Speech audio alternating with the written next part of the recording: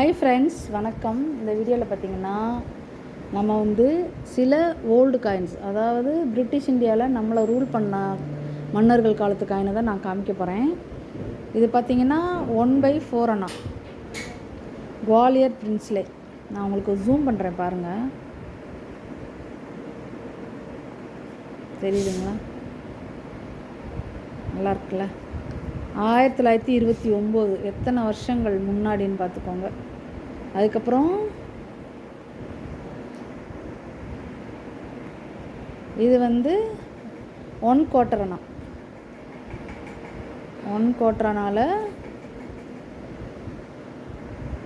பார்த்துக்கோங்க, Victoria emperor.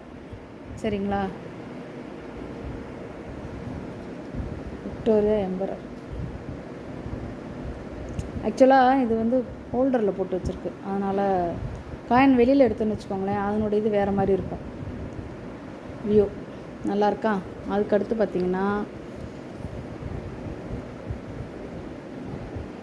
1939 George 6.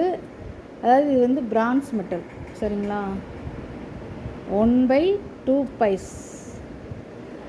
1/2 பைஸ் 1939 George 6. இருக்கிறதுலே இளமையான அரசர் ஜார்ஜ் 6 தான். அடுத்து 1918 1/4 அணா. இவர் ஜார்ஜ் 5. சரிங்களா? இவங்கெல்லாம் நம்மளுடைய இந்தியாவை ரூல் பண்ணும்போது இருந்த காயின்ஸு. இது பார்த்திங்கன்னா 1/12 அணா, 1888. எவ்வளோ வருஷங்கள் முன்னாடி பாருங்கள். விக்டோரியா எம்பரர் காயின் பாருங்களேன். பாருங்கள், இப்போ இது ஹோல்டரில் போடாமல் இருக்குது. ஸோ இதனுடைய இதெல்லாம் நல்லா தெரியும் உங்களுக்கு. சரிங்களா?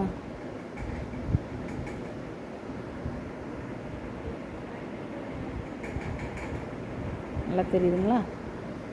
அடுத்து பார்த்திங்கன்னா இது ஒன்டாங்கா போர்ச்சுகீஸ் காயின். அடுத்து 1/4 அணா. இது நம்மளுடைய ஈஸ்ட் இந்தியா கம்பெனி 1835 இயர். சரிங்களா? ஸோ இந்த மாதிரிலாம் நீங்கள் ஓல்டு காயின்லாம் நீங்கள் கலெக்ட் பண்ணி வைக்கிறீங்கன்னு வச்சுக்கோங்களேன், அதுக்கு என்றைக்கு இருந்தாலும் வேல்யூ தான். இது 1 அணா ஜார்ஜ் 6.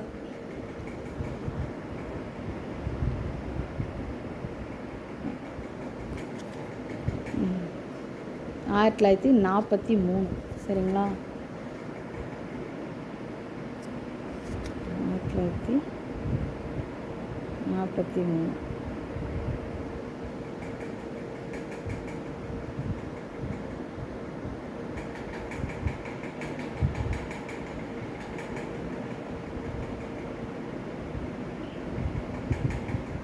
அடுத்து பார்த்திங்கன்னா அதுவும் ஜார்ஜ் 6 தான். இது 2 அணா 1942 ஜார்ஜ் 6. இதுவும் 1/2 அணா 1946. இது ஜார்ஜ் 6 தான். ஆக்சுவலாக 1947 வரைக்கும் ஜார்ஜ் 6 ரூல் பண்ணியிருப்பார். 1947 அவர் இதான பிறகு, அதாவது சுதந்திரம் அடைஞ்சதுக்கப்புறம் 1950 தான் நம்ம ஃபஸ்ட்டு காயின் வெளியிட்டோம். ஏன்னா சுதந்திரம் அடைஞ்சதுக்கப்புறமே நம்மளுடைய ரிப்பப்ளிக் குடியரசு ஆனதுக்கப்புறம் தான் காயினை வெளியிட ஆரம்பித்தோம். அதில் ஃபஸ்ட்டு அசோக எம்பலத்தோடு வெளியிட்டாங்க. சரிங்களா? இது எட்வர்ட் 7. இது சில்வர் காயின் 1907 ஒன்று, 1910 ஒன்று. இது 1910 2 அணா. நல்லா பார்த்துக்கோங்க, பூமியில் தான் இருக்குது. அதே மாதிரி 1907 ஒன்று இருக்கும் பாருங்கள், 2 அணா. இது ஃபுல் சில்வர். அதாவது ஜார்ஜ் 6 பார்த்திங்கன்னா சில சில்வர் காயின் ஆஃப் சில்வரில் இருக்கும், அதாவது 0.5% அந்த மாதிரி. இது ஃபுல் சில்வர் 0.917 அந்த ஃபுல் சில்வர் இது. சரிங்களா? இது 1907. இதுவும் 2 அணா தான். காயின்லாம் சூப்பர் கண்டிஷனில் இருக்கும். இது ஃபுல்லாக என்னோடய கலெக்ஷனுக்காக நான் வந்து வாங்கி வச்சுருக்கேன் ஃப்ரெண்ட்ஸ்.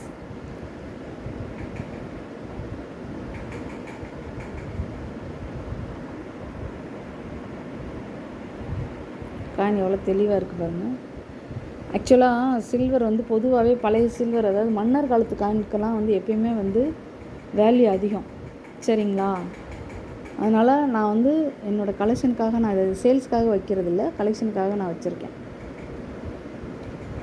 அதுக்கப்புறம் இது வந்து ஜார்ஜ் 5 4 அணா, இது வந்து 2 அணா, இது ரெண்டுமே வந்து ஜார்ஜ் 5 தான், சரிங்களா? ஸோ இந்த மாதிரிலாம் வந்து நீங்கள் கலெக்ட் பண்ணுறீங்கன்னு வச்சுக்கோங்களேன்.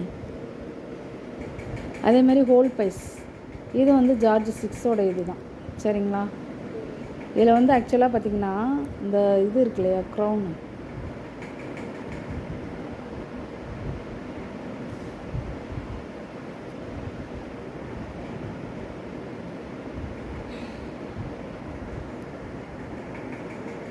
பாருங்கள். இதில் வந்து 1943 போட்டிருக்கு. இந்த க்ரௌன் இருக்குது பார்த்திங்களா, இந்த க்ரௌன் பார்த்திங்கன்னா